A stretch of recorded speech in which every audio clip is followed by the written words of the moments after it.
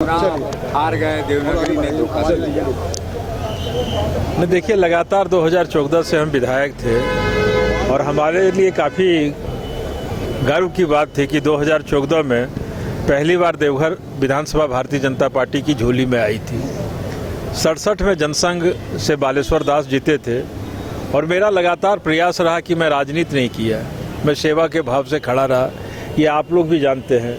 और चुनाव परिणाम तक, चाहे क्षेत्रीय चैनल हो चाहे राष्ट्रीय चैनल हो, देवघर को जिता रहा था। आम आदमी का भी कहना था कि नहीं, देवघर भारतीय जनता पार्टी जीतेगी, लेकिन किसी को ऐसे परिणाम की शंका नहीं थी। कैसे ये हुआ, ये अपने आप में एक बड़ी बात है।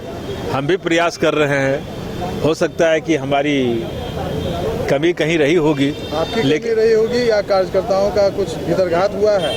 नहीं, कार्यकर्ता भाजपा का है तो भीतरघात जो हो वो अलग बात है, लेकिन हम किसी के साथ भीतरघात नहीं करते हैं। नहीं, आपके साथ हुआ क्या? आज ऐसा लगता है कि कहीं कुछ गेम हो गया पार्टी के अंदर ही?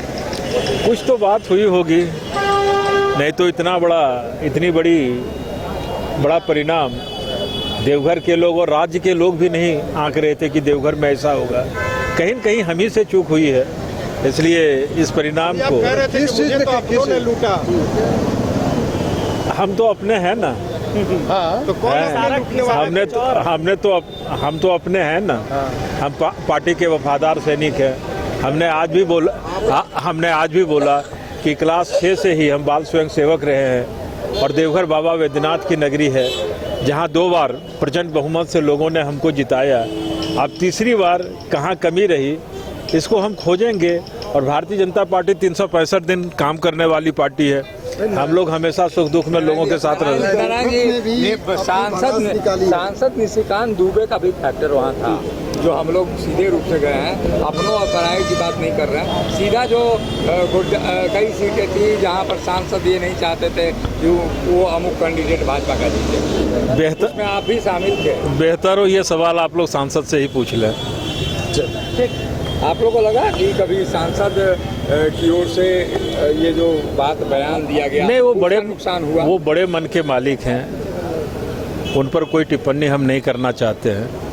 लेकिन हम लोग भारतीय जनता पार्टी के कार्यकर्ता हैं और भारतीय जनता पार्टी का कार्यकर्ता हमेशा पार्टी के लिए सोचता है।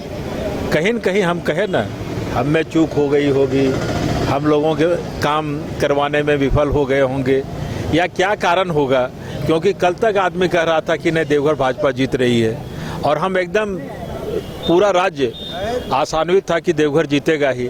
लेकिन कहीं इतनी बड़ी चूक हुई है तो अब खोजना पड़ेगा ना।